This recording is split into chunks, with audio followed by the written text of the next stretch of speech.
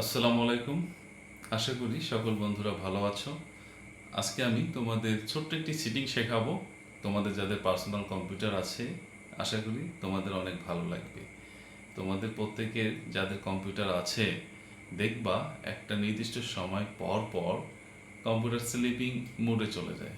আর এই স্লিপিং মোডে যদি স্ক্রিন সেভার ব্যবহার করে নান্দনিক স্টাইলে তোমাদের নিজেদের নাম একটু হেলে দুলে, ঠিক পেছনে দেখতে পাচ্ছ যেভাবে এরকম করে যদি হেলে দুলে শো করে, তাহলে দেখতে অবশ্যই ভালো লাগবে। চলো এই ছোট সেটিংটি আমরা শিখে নিই, আশা করি তোমরা উপকৃত হবে।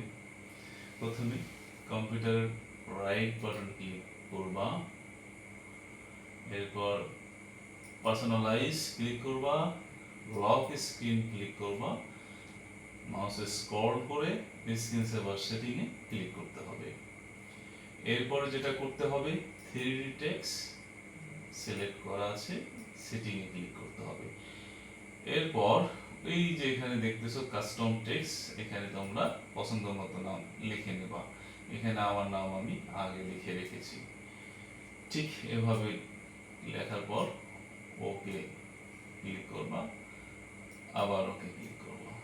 এভাবে তোমাদের পার্সোনাল কম্পিউটারে তোমরা স্ক্রিন সেভার সেটিং করতে পারো। আশা করি তোমাদের সকলকে ভালো লেগেছে। ধন্যবাদ। আল্লাহ হাফেজ।